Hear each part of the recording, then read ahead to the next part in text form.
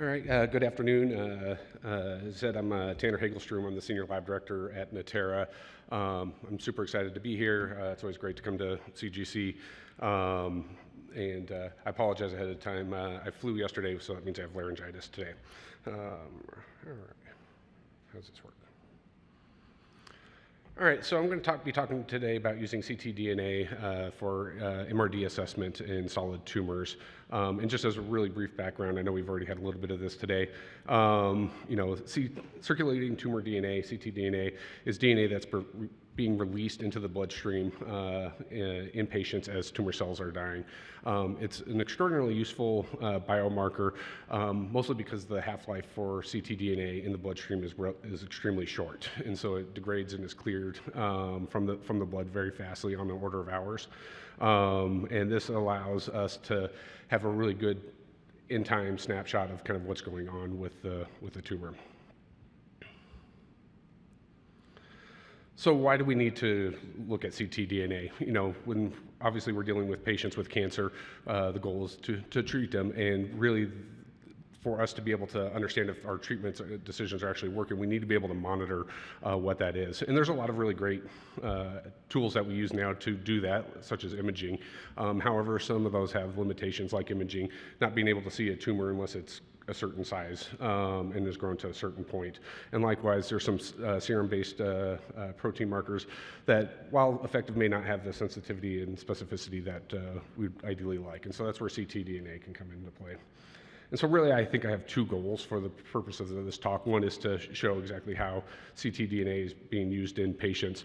But then two, since this is CGC and a lot of you are kind of my peeps, former lab directors, I kind of also want to show you a little bit more in detail of what you might normally see about our assay, just in case, you know, even if you're never running MRD in your lab, you might get questions about ours. And so I'd like to make sure you're informed. So really there's two places where ctDNA is extremely useful. First is kind of the initial time point. And so often, it's utilized right after you've attempted your first line of therapy, your potential curative treatment. That's a great time to then now look at ctDNA.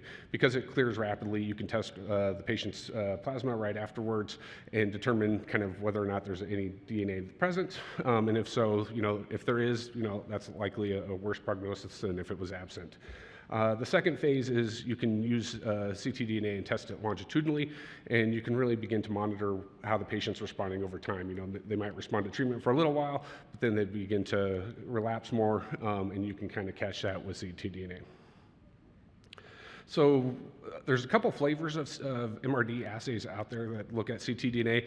The first is kind of like a tumor-naive approach. At Natera, we're utilizing what's called a tumor-informed approach. And so what we're doing is we're actually sequencing the patient's primary tumor, and then using that to inform us which variants that we're going to be specifically looking for in the patient's plasma. After we've sequenced the patient, we design primers to 16 variants. The way these variants are picked is we have a ranking algorithm that looks at things such as VAF and the genomic context that the variant is found in, and kind of ranks them as which variants might be better to follow than others. And then we can now follow those via PCR and ultra-deep sequencing in the patient's plasma. So Natera is validated for solid tumors that have been collected and fixed in FFPE samples. We can't accept samples that have been decalcified because that leads to some genomic artifacts. The other thing that we kind of request from our ordering providers in the pathology labs is we want a sample that's at least 20% tumor content. And while we ask for that, that's not a hard and fast rule. We're not counting nuclei and saying, oh, it's 18%, we're kicking it off. But the reason we ask that is we need to make sure that there's enough tumor content there that when we do the whole exome sequencing, we can have enough tumor present to have the variants at a VAF that we can identify. So we can accept these samples a couple different ways. Our preferred option is to accept the FFPE blocks themselves. One of my first duties at Natera was actually building out our histology lab.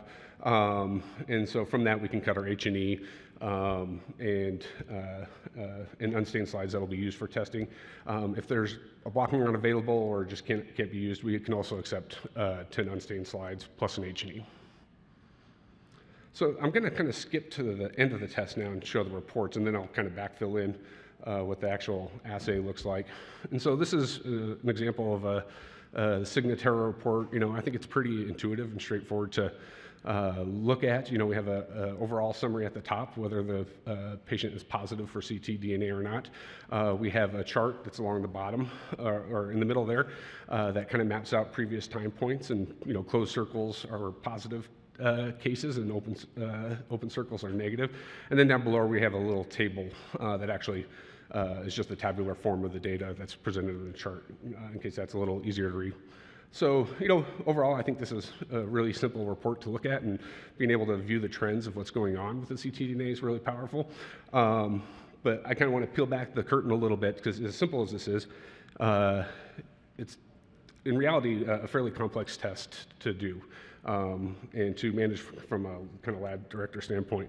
So as I said earlier, we accept tissue block, and so the way this process works is we receive a tissue block, we send it to our histology lab, we cut an H&E, we then stain that and put it on. We have a digital scanning system for our pathologists that can come in and now review the slide and then circle the tumor.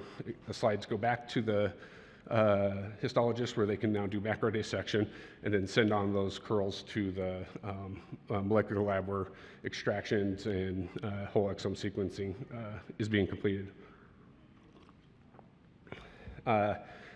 In addition to that, we also receive an EDTA sample, and this is a EDTA that goes through its own whole exome workflow. And the reason for this is because when we go to rank our variants and the variants that we want to follow, we want to make sure that they're actually somatic. And so then we do the EDTA sample, so we can do germline subtraction out of that EDTA sample. And then lastly, after we've identified our variants, our third sample type is 2 strep blood tubes that we now isolate plasma from. We do PCR on that DNA and then do ultra deep sequencing of the 16 targets that we've identified. And so really for this first initial time point for Signatera, it's 3 separate samples combined with 3 different assays to get the time point. Subsequent samples are much simpler, because at that point we know which variants we're tracking, we have the primers in-house, and we just have to do what's on the right-hand side there with the strep blood workflow. So one of the things I also want to kind of point out, if we go back to the report, that may not be very obvious at first, but on the chart we have a number on the right, and that's called the MTM per mil, which stands for mean tumor molecules per mil. And so really this is a number that's calculated. The simple way I like to think of it, it's your mean tumor VAF times your ctDNA concentration divided by your plasma. The real formula is a little bit more complicated, and that's published, and you can look that up. But in general, that's what it is. And really, this allows us to compare time point to time point. And so what that means from a lab director standpoint, this is a quantitative assay. And so we have to control it as such. We have, you have to have a different control strategy, you have to have calibrators, you have to run an AMR every 6 months. And because this is a number that's based on 3 factors, we actually have to do that for all 3 variables. And so we control for VAF, we control for ctDNA concentration and such. The other thing I want to kind of point out is the fact that there's multiple time points. So this is a longitudinal assay. And what that means from a lab perspective is you have to have a very stable lab. You can't have introduce any variability in the lab that might then get confused as biological variability that you're seeing with the patient. And so, for example, when I started at Natera, we were doing a couple thousand tests a month, and that was mostly manual process, but we've since kind of 10x that volume, and we've moved to a much more automated workflow. And so as part of our validations of that workflow, we had to show that that was not introducing variability that might be confused with the biological variability. And so the summary of kind of Signatera from a lab director perspective is it's a test that encompasses 3 different sample types across 3 different assays. It's quantitative and longitudinal. And just to make things even more fun, we have 2 different labs, one in the Bay Area and one in Austin. So my life is not boring, which is great. So let's go over kind of a case example of how this is used. And so here we have a male, 69-year-old male with colon cancer, T3N0, and you can kind of see some of the other features. And so the question is, how would you monitor this for early recurrence, and then like whether or not you need adjuvant therapy? And this really is a tough question in some of these patients, because we do know a lot of them are cured by surgery, particularly in stage 2. However, there's still a fairly significant subset of patients that are going to relapse and would benefit from adjuvant chemotherapy. And so trying to figure that out as a physician can be challenging sometimes. And some of the current tools that we have may not always be the best. So this is where ctDNA comes into play. So we have lots and lots of clinical trials ongoing, and comparing what we see at the initial time point after the curative therapy was given, and then following these patients, whether or not they were ctDNA positive at that time point or negative. And as you might expect, if a patient is ctDNA positive, their outcome's much worse. They have a much higher chance of relapse and poor prognosis. So if we look at this patient, you can kind of see on the left, they had surgery and then they had their very first time point, and it was ctDNA positive. So that's kind of a poor prognosis. They were given adjuvant chemotherapy, at which point their test did go negative for several time points. But then eventually we did actually see kind of a relapse. We saw Natera turn positive. 3 months later, they did another time point. It also was positive, and it was increasing in concentration.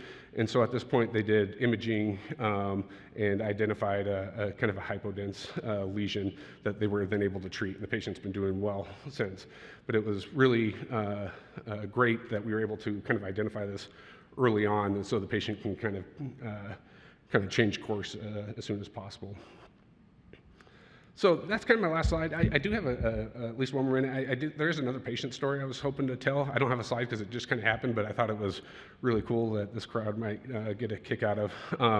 We had a woman, she was in her 50s. She had low-grade follicular lymphoma, which is probably not the scariest of tumors out there to get, mostly because you can do kind of radiation therapy, and that's curative in kind of a lot of scenarios. That's what she had. She got radiation, and then we're like, and was told we're going to follow you up with you over time. She also received Natera at this point, and while she was negative for a while, we did end up seeing a positive result. And it was at that point the doctor called me and he's like, hey, you got a false positive, which is a great way to start a call, by the way. So I looked it up though, and I looked at the data, and I was like, 15 out of the 16 variants in her assay was actually positive, and I kind of respectfully disagreed that it was a false positive, and I thought it was real and that they should probably continue to watch this. A few months go by, she gets another time point, and again it's positive, but now it's 10x, and so it's really positive. And so at that point they decided to order imaging, and she's 5 nodes positive. She called our genetic counselors and was just so appreciative, because she's like, my next imaging test was not due for another year. And she's like, what would have happened during that year? How much more would have this grown? But now they were able to kind of address this at a much earlier time point. So that's just kind of overview of Signatera, and I'm very excited to be a part of that test. And even if it's kind of a challenging one from a lab director standpoint, it's fairly impactful. So that's it. I know we're supposed to have coffee break now, and I know everybody needs their caffeine. So if anybody has any questions, great. If not, go to it and get your caffeine. So thank you.